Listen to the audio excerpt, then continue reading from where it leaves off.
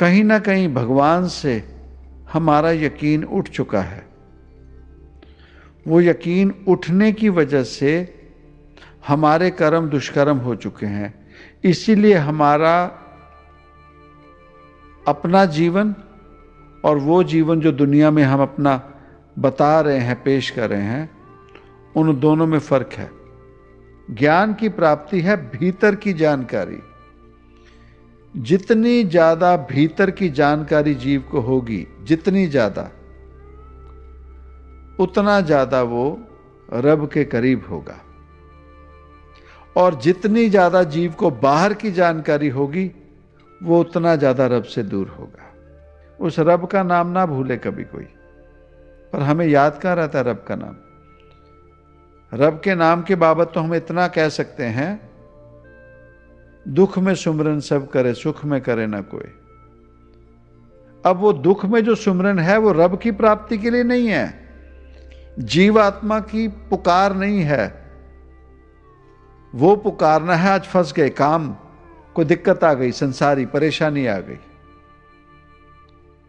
पर यह भी उस रब का पुकारना नहीं है, यह भी रब का सुमिरना नहीं है।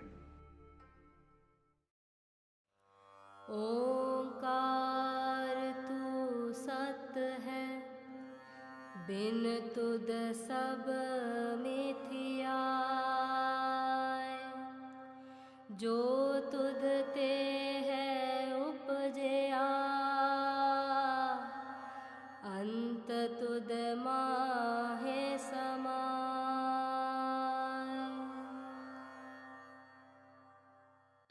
सतोंकार। गुरबाणी। जतन करे मानुख ढहकावै, ओ अंतर जामी जानै। पाप करे करमु कर पावै, पेख करे निर्बानै। अभी जो हमने ये पंक्तियां श्रवण की हैं, इन पंक्तियों में जो समझाने की कोशिश की गई है, बात की गई है भीतर की सच्चाई की। वो जीवन जो हम जी रहे हैं, या वो जीवन जो हम बाहर दुनिया में बता रहे हैं, वो जीवन जो जी रहे हैं वो है सच। और वो जीवन जो हम दुनिया में बता रहे हैं, वो सच है या नहीं, ये जानने की ज़रूरत हमें है। हमें जानना पड़ेगा कि वो सच है या नहीं। जिस तरह का हमारा आभा मंडल है, जिस तरह की दुनिया में, संसार में हम रहते हैं, वहाँ एक वो हिस्सा जो उस दुनिया में हम डालते हैं, और एक वो हिस्सा जो हमें दुनिया देती है। ये है संपूर्णता इस जहान की, इस दुनियादारी की। एक वो हिस्सा जो इस दुनिया को हम देते हैं, और एक वो हिस्सा जो दुनिया हमें देती है। अब हम क्या देते हैं और हमें क्या मिलता है? हाँ, समझाने के लिए बात सही है कि जो हम बीज बोएंगे वही फल हमें मिलेगा। अब ये जो बात है बहुत सरल है, बहुत आसान है, बहुत सच्ची है, पर देखने में आया है कि अगर दुनियादारी में देखें तो हमारे इर्द गिर्द बहुत से जीव ऐसे मिलते हैं जो इस दुनिया को, जो अपना हिस्सा दुनिया में देते हैं, वो इस दुनिया में जो अपना हिस्सा देते हैं और एवज में उन्हें जो मिलता है वो अलग होता है। और एवज में जो अलग मिलता है वो हम जैसे जीवों को मजबूर करता है कि हम भी दुनियादारी में उसी तरह का हिस्सा डालें, उसी तरह का हिस्सा डालें। भाव एक समय था हम जैसे जीवों को अपना दुनियादारी में क्या हिस्सा देना है, कैसा हिस्सा होना चाहिए, वो समझाया जाता था, सिखाया जाता था। और वो सिखाया जाता था अच्छे विचारों के साथ, अच्छी शिक्षा, अच्छी कहानियाँ, कि जीव ऐसा जीवन जी, ये तेरा इस दुनियादारी में हिस्सा होगा। और अगर तुझे ये मुश्किल लगती है तो उन जीवों का एग्जाम्पल्स, उन महापुरुषों की बातें, कहानियाँ सुनाकर समझाया जाता था। और जीव वो कहानी सुनकर अपने जीवन में ढालते थे और अपना जीवन उस तरह का जीने की कोशिश करते थे। भाव अगर किसी को कहानी सुनाई गई रामचंद्र महाराज जी की, तो उनके जीवन में ऐसे बताया गया कि जीव इस जीव की तरह जीवन जीना सीख। बता दिया जाता था कि ऐसा जीवन जो रामचंद्र महाराज जी का है। अब वैसा जीवन बताया जाता था कि उन्हें बहुत दिक्कतें आई, मुश्किलें आई, उसके बावजूद जीव उन जैसा जीवन जीना चाहते थे और जीते भी रहे। पर अचानक से क्या हुआ, जब ये कहानियां हम जैसे जीवों को साधारण सी लगती थी। भाव एक रामचंद्र जी थे, उनके पिता का नाम दशरथ था, उनकी मां का नाम कौशल्या। वो अयोध्या में पैदा हुए और उनके परिवार में अच्छी शिक्षा दी जाती थी। तो जब उनके इलाके में राक्षसों ने, बुरी ताकतों ने परेशानी करनी शुरू की, तो अपने गुरु के कहने पर वो दोनों भाई राम और लक्ष्मण, कारण वो क्षत्रिय थे, युद्ध कला में निपुण थे और गुरु का जो शिक्षा ली थी वो शिक्षा गुरु दक्षिणा के रूप में वो अपने गुरु के संग गए। और उन्होंने उस दौरान राक्षसों का वध किया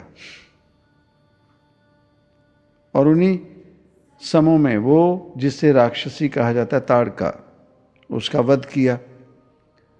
अब जब तक ये कहानी चलती रही, फिर उन्होंने सीता से उनका स्वयंवर हुआ, शादी हुई, और जब घर पहुंचे तो घर के दिक्कत, कलेश, परेशानी से उन्हें वनवास मिला। तो जब तक ये कहानी चलती रही तो जीवों ने, लोगों ने वैसा जीवन जीना शुरू किया और जीवन जीते रहे और इस दुनिया को, इस सोसाइटी को अपना हिस्सा देते रहे जो प्योर था, शुद्ध था, अच्छा था।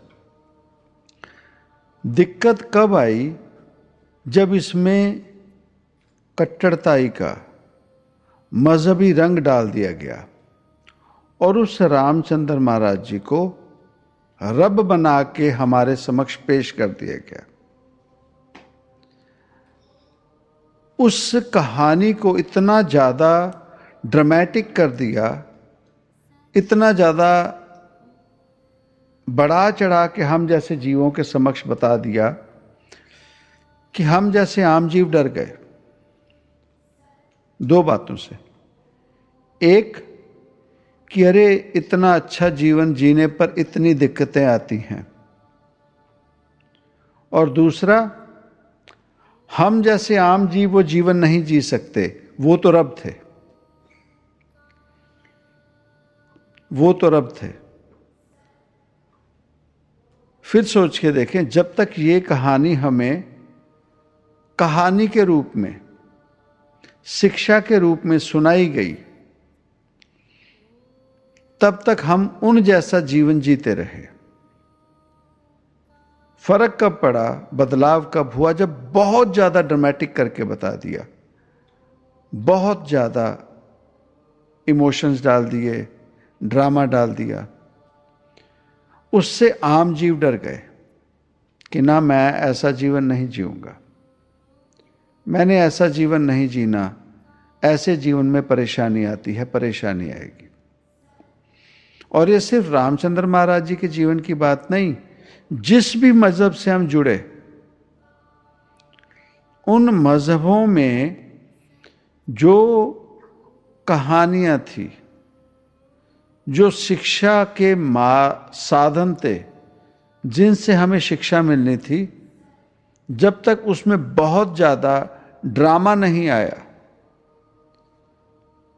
जब तक उसमें बहुत ज्यादा फैंटेसाइज चीजें नहीं की गई, तब तक आम जीव वो उन जैसा जीवन जीने के लिए उत्साहित थे और वैसा जीवन जीते रहे।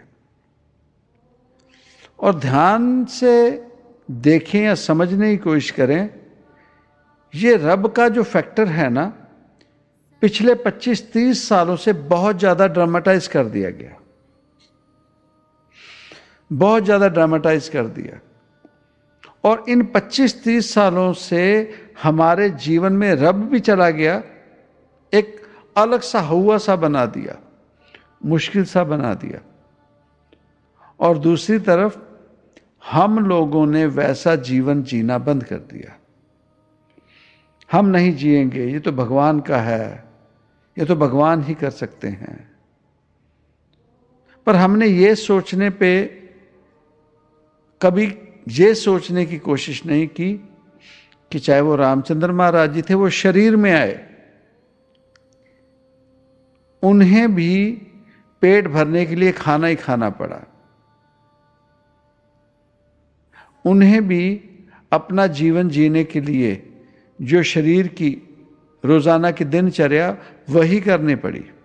ऐसा नहीं हुआ कि उन्होंने जब तक वो शरीर में थे उन्होंने खाना ही नहीं खाया, या वो जमीन पर चले ही नहीं, या उन्हें कभी दर्द नहीं हुआ, या उन्हें कभी बुखार नहीं हुआ, या शारीरिक कष्ट नहीं आया। ऐसा नहीं है। ऐसा नहीं है कि ऐसा कृष्ण महाराज जी के साथ नहीं हुआ, ऐसा नहीं है कि मोहम्मद साहब के साथ ऐसा नहीं हुआ, ऐसा नहीं कि नानक पातशाह के साथ ऐसा नहीं हुआ। जो भी महापुरुष आए, उनका जीवन ऐसी ही कठिनाइयों में बीता, और करिश्मे जो बताए जाते हैं फैंटेसाइज करके, ड्रामेटाइज करके, ऐसा कुछ नहीं था, ऐसा कुछ नहीं था। अगर ऐसी फैंटेसी होती, ड्रामेटाइज होता, तो अगर रावण मां सीता का हरण करके ले जाते हैं, तो अगर रामचंद्र महाराज जी आम जीवों की तरह ना जीते होते तो उन्होंने भी पीछे उड़ के चले जाना था, उन्होंने भी चले जाना था, वो नहीं गए। मोहम्मद साहब की बात कर लो, क्राइस्ट साहब की बात कर लो। जब क्राइस्ट साहब का अंत समय आया, जब उन्होंने शरीर त्यागा, तो उनके जीवन में क्या हुआ? उन्होंने अपने शरीर पर दुख सहे, उनके हाथों में, उनके शरीर में वो कीले, नेल्स, वो कील गाड़े गए, ठोके गए, और उन्हें दर्द सहा। जब पांचवी पातशाही गुरु अर्जुन देव पातशाह की बात की जाती है, उनकी शहीदी का समय, तो उन्हें बड़े जैसे तवे होते हैं, हम खाना बनाने के लिए, चपाती बनाने के जो तवा रखते हैं, वैसा बड़े तवे पर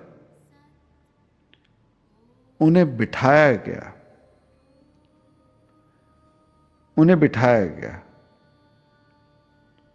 उनके सर पर गरम रेत डाली गई। तो अगर हम कह दें कि वो तो रब थे, वो कर सकते थे, तो ये गलत है। अपने जीवन में समझ लें कि उन्होंने शरीर में रहते रहते वो कष्ट सहे, वो दुख तकलीफ सही। कोई करिश्मा नहीं था, कोई फैंटेसी नहीं थी, उन्हें भी दुख तकलीफ होती थी। और उन्हें जब परेशानी आई तो उनके लिए भी कोई रब नहीं आया। जिन्हें हम रब मान के चले हैं, उनकी उस परेशानी के दौरान भी रब नहीं आया कोई। अब बात आती है, वो जीव जो जीवन जी गए, जो हमारे लिए एग्जाम्पल्स बने या एग्जाम्पल सेट किए, उन्होंने इस दुनिया में या इस दुनिया में उनका हिस्सा क्या था। बात है उस हिस्से की। उनका जो हिस्सा था इस दुनिया के लिए, वो सच का, हम जैसे जीवों की उन्नति, लोक भलाई, वो जो रब हम जैसे जीवों को अपनी प्रकृति, दुनियादारी, इन्हीं सभी में जीव को कैसा जीवन जीना है, क्या उसका योगदान है, क्या हिस्सा होना चाहिए, वो है इन महापुरुषों का जीवन का सबक, इन महापुरुषों के जीवन की जो सच्चाई है। अब बात आती है, वो जीव जो आज के समय में इन बातों पर गौर नहीं करते, इन बातों को इग्नोर कर चुके हैं और अपने आप को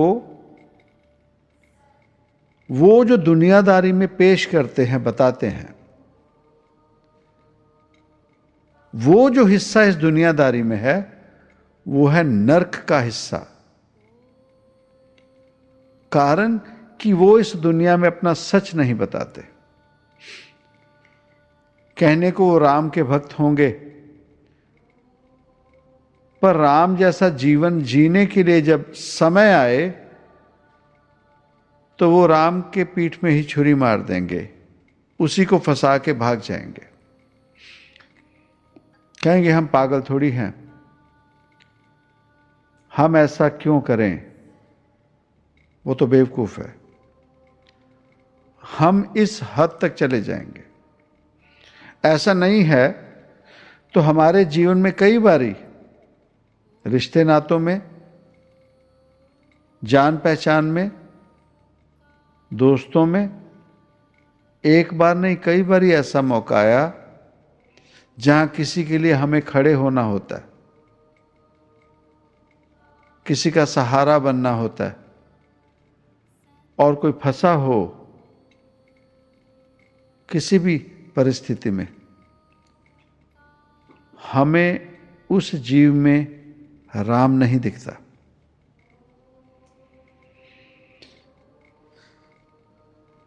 अगर राम दिखता तो हम उसकी भी मदद करते, उसके लिए भी खड़े होते, या हम सच में अपनी सच्चाई बता चुके हैं कि अगर राम उस जगह पर होते जिस जगह पर उनकी पत्नी का हरण हो गया, उनसे राजपाट छीन लिया गया, उन्हें परेशानियां आई, और उस समय पर हम नहीं खड़े हुए, तो वो हमारी सच्चाई है, हमारा हिस्सा क्या है और हमारी सच्चाई क्या है। मुश्किल लगती है बात, परेशानी लगती है, पर सोच के देखें, हमारा योगदान इस सोसाइटी में, दुनियादारी में क्या है। और कहीं ना कहीं भगवान से हमारा यकीन उठ चुका है। वो यकीन उठने की वजह से हमारे कर्म दुष्कर्म हो चुके हैं। इसीलिए हमारा अपना जीवन और वो जीवन जो दुनिया में हम अपना बता रहे हैं, पेश कर रहे हैं, उन दोनों में फर्क है। कारण कि हमारा उस रब से यकीन उठ गया, हमारा उस रब पर यकीन नहीं रहा। और अगर रब पर यकीन ही नहीं रहा तो फिर किस रब को ढूंढ रहे हैं? हम किस रब को ढूंढ रहे हैं? हम अपने मनुष्य होने की सच्चाई जान भी पाए हैं, हमें समझ भी आ रही कि मनुष्य होने की सच्चाई क्या है, और भगवान की बात हम फिर क्यों करते हैं? जिस तरह से हमारा जीवन सच में और दुनिया में जो पेश किया गया वो दोनों में फर्क है, उसी तरह से हमारा रब, हम किस रब को पूज रहे हैं और किस रब को पाना चाहते हैं, हमारे रब में भी फर्क आ गया।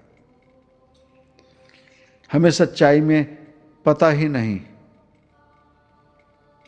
हमें सच्चाई में पता ही नहीं कि रब हमें चाहिए भी और सच में रब क्या है। चले हैं, कर्म करते जा रहे हैं और सच में कभी अपने आप से ये बात नहीं कर सके कि सच में हम जो कर्म कर रहे हैं क्या वो भगवान नहीं देख रहा? क्या भगवान नहीं जानता? और अगर जानते हैं, हम समझते हैं, तो फिर हमारे कर्म शुभ क्यों नहीं? हमारा वो जीवन जो दुनिया के समक्ष है और वो जीवन जो हम जी रहे हैं वो एक क्यों नहीं? हम अपने आप में एक क्यों नहीं? इसी वजह से हमारा रब भी एक नहीं है।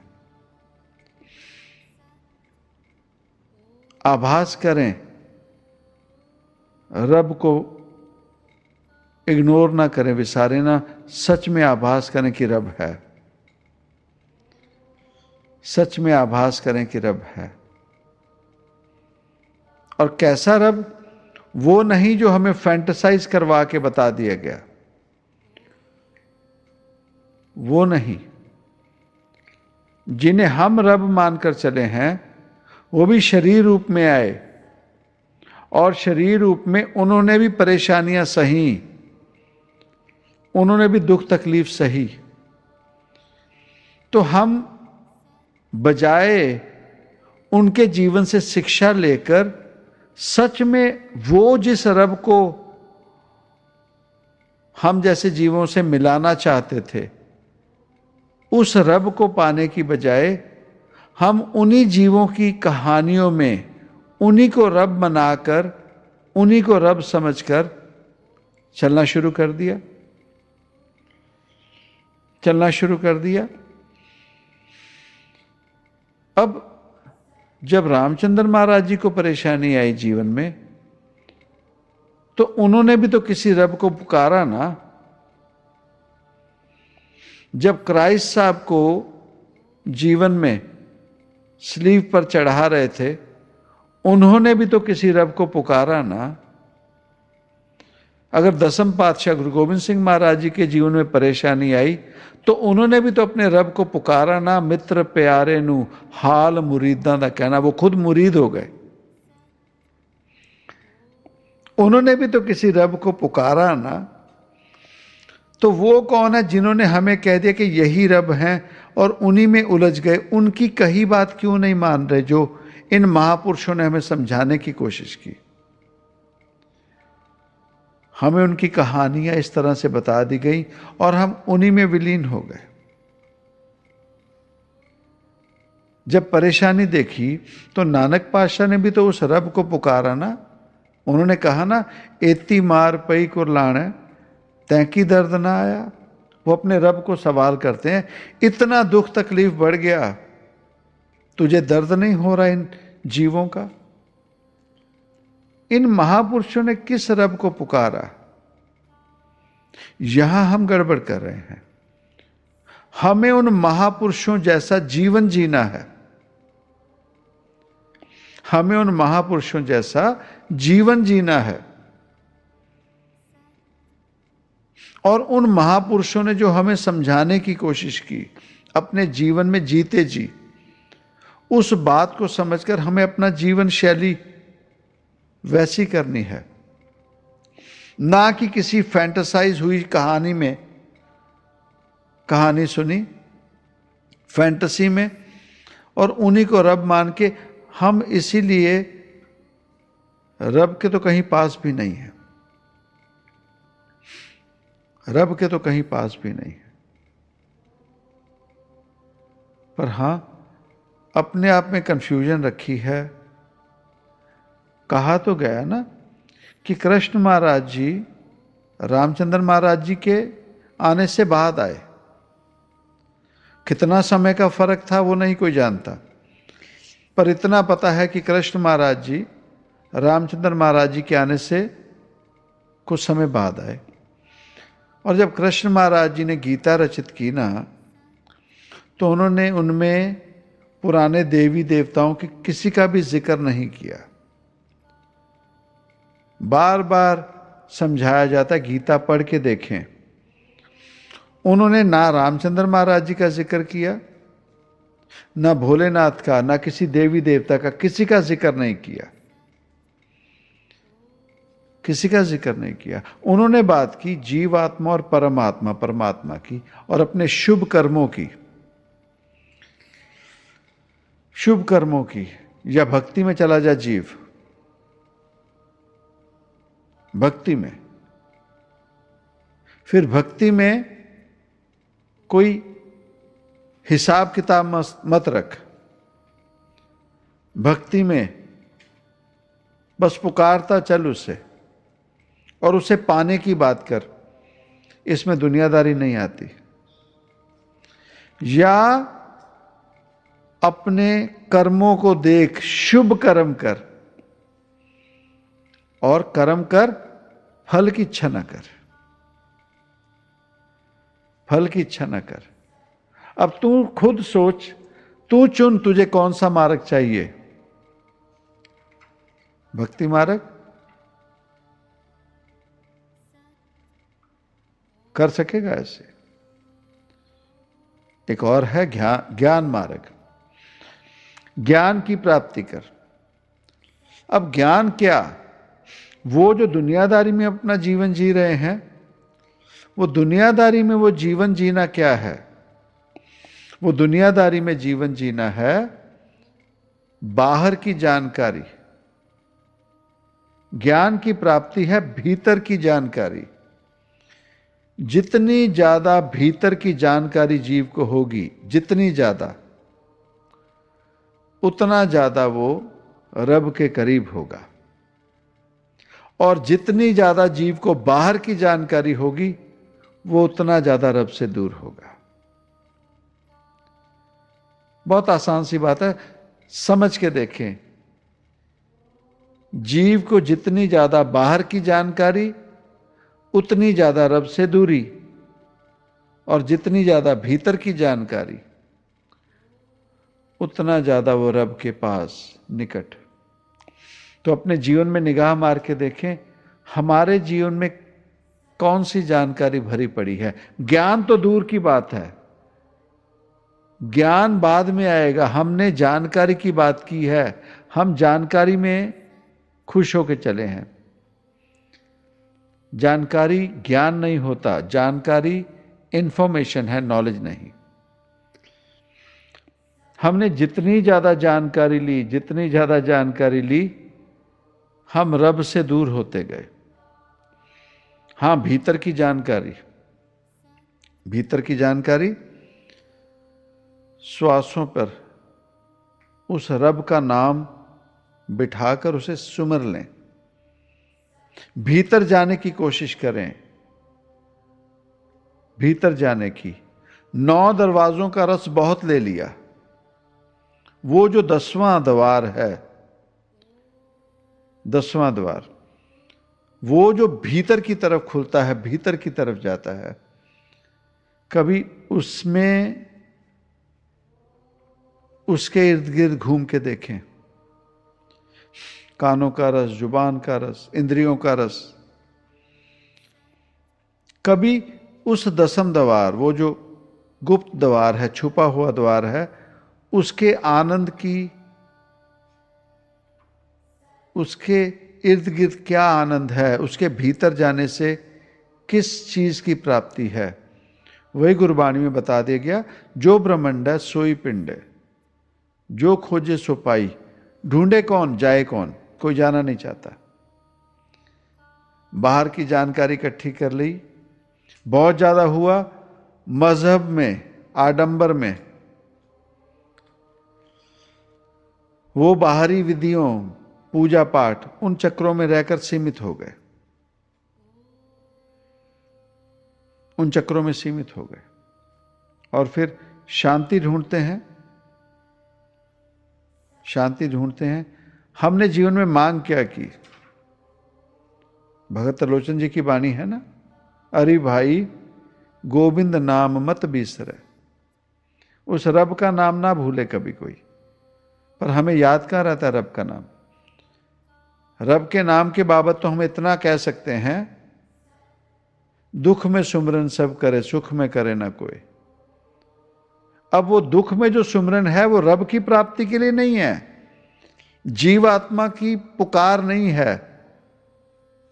वो पुकारना है, आज फंस गए, काम कोई दिक्कत आ गई, संसारी परेशानी आ गई। पर यह भी उस रब का पुकारना नहीं है, यह भी रब का सुमरना नहीं है। सुमरना क्या है कि पहले सच्चाई जान ले जीवात्मा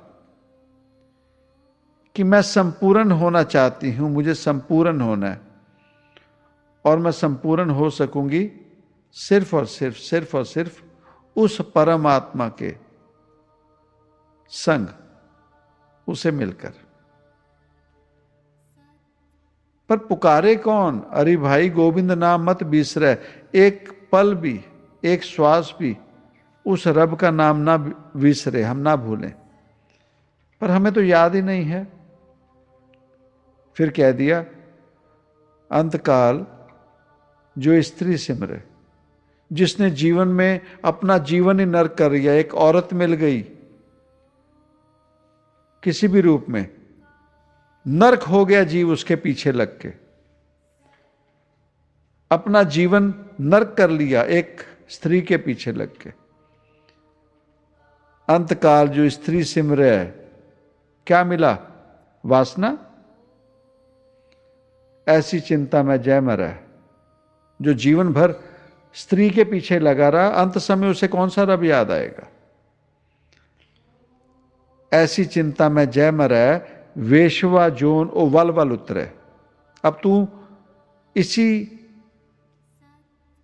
इसी कर्म में रह, और एक बार नहीं, बार बार तेरा जन्म अब वेश्वा का होगा। अंतकाल जो लड़का सिमरे, मेरे बच्चे, मेरी संतान, मेरा परिवार, ठीक है, हक मार लिए दूसरों के।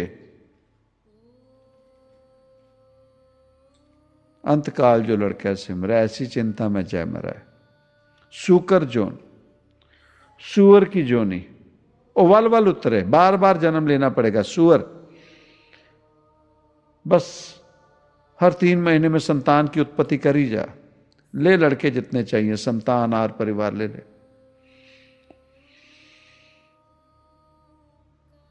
ले ले। अंतकाल जो लक्ष्मी सिमरे, पैसा धन दौलत, पैसा धन दौलत, ऐसी चिंता में जय मरा। सर्प जोन वल वल उतरे, सांप की जोनी। सांप बन बन बार बार जन्म लेते रहे सांप बन के। अंतकाल जो मंदिर सिमरा, मेरा घर मेरा मेरे घर बार है, मेरी प्रॉपर्टियां, मैंने इतना बना लिया, ऐसी चिंता में जय मरै। प्रेत जोन ओवल वल उतरे, प्रेत की जोनी में भटकता रहे, भटकता रहे। अब अपने जीवन में निगाह मार के देखें, कहीं हम इन्हीं चीजों में तो नहीं उलझे पड़े? दिन रात हमारी यही पुकार तो नहीं है? तो अगला क्षण, हमारा अगला पल, अगला दम आए ना आए हमें क्या पता। इन्हीं बातों में अगर जी रहे हैं, इन्हीं बातों की इच्छाओं में अगर हम जी रहे हैं, तो अंतकाल क्या पता हमारा वैसा आएगा जैसे हमने सोचा है कि हम अपनी जिम्मेवारियां पूरी करके हम बैठे होंगे। नहीं, हमें क्या पता, हम आदमी हैं एकदम ही। अंतकाल जो नारायण सिमरे, अब वो रब की पुकार कौन करेगा? भगत त्रिलोचन पितंबर वाक्य हृदय बस है। वो कौन पुकार सकेगा जो उसे पुकार रहा है रोजाना हर घड़ी। इसलिए कहा गया, अरे भाई गोविंद नाम मत बिसरै, उस रब का नाम ना विसार, क्योंकि अगला दम, अगला पल क्या कैसा आएगा कोई नहीं जानता। वो गया तो बाद में वो जो हम दुनियादारी में बता गए कैसा जीवन, क्या जीवन, हमें तो पता है हम कहां जाएंगे, कहां पहुंचे। उठ जाग मुसाफिर भोर भई, अब तो जाग जा। उठ जाग मुसाफिर भोर भई, अब रैन कहां जो सोवत है। कब तक सोया रहेगा? कर्मों के अंधे जीव कब तक सोया रहेगा? उठ जाग मुसाफिर भोर भई, अब रैन कहां जो सोवत है। जो सोवत है वो खोवत है। खो तो रहे, अब तो जागे। सत्संग में आने का फायदा क्या? किसी फकीर के पास आके एक चोट नहीं पड़ती। जो जागत है सो पावत है। अब भी जाग जाएं। सत्संग छूटते जा रहा है, कहानियों में, आडंबरों में, झूठ में, मजहबी चक्रों में, और वो फैंटेसाइज की हुई कहानियां, वो फैंटेसाइज की हुई कहानियां, वो बेचारे महापुरुष, वो जीव जो अपने जीवन में दुख, दर्द, परेशानियां, तकलीफें सह के गए, और हम उन्हीं के पास प्रार्थनाएं करते हैं कि मेरी दुख तकलीफ दूर कर। वो अपनी भी दूर नहीं कर सके थे, उन्होंने भी किसी रब को पुकारा, उन्होंने भी किसी रब को पुकारा। उस रब को पुकार लें, और पुकारना भी क्या,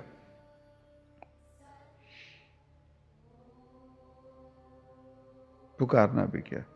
मजों में बट गए, दूरियां कर ली, कोई ना कोई बहानों से दूरियां कर ली। रब के नाम पे जुड़ना था, रब के नाम पे दूरियां कर ली।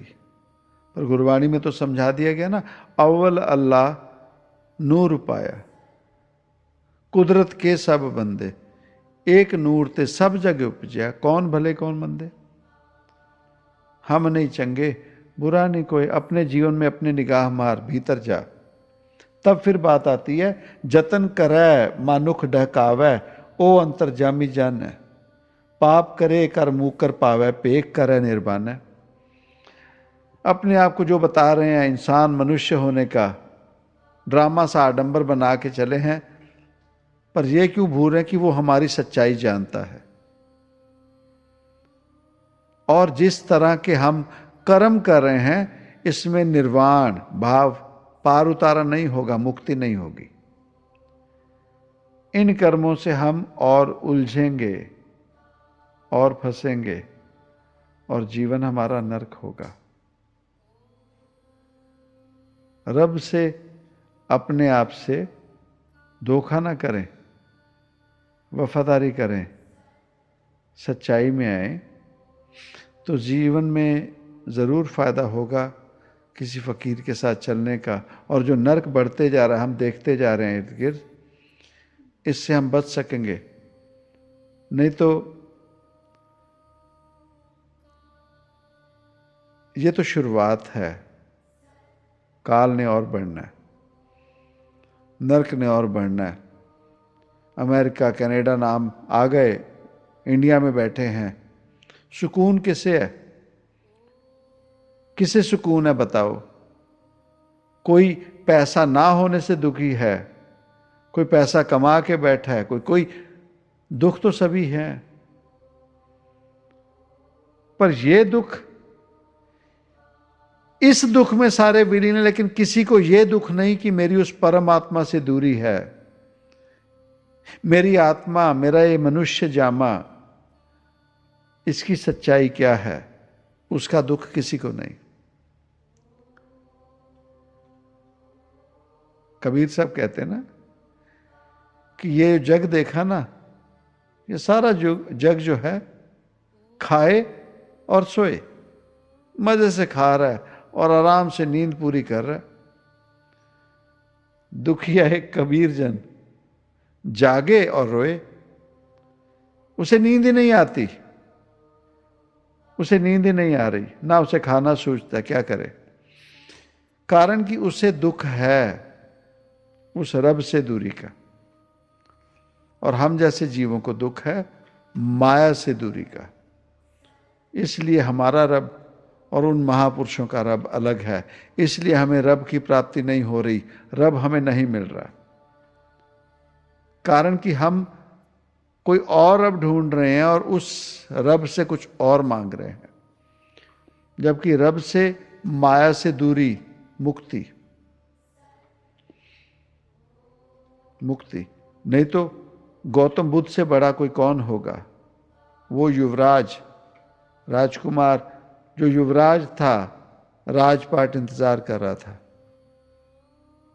और दर दर ठोकरें खा रहा है, 6 साल दर दर। और उसके बाद वो जो हुआ, वो अलग से पातशाह हो गया, फकीर हो गया उस रब के घर का, सच्चाई जान गया।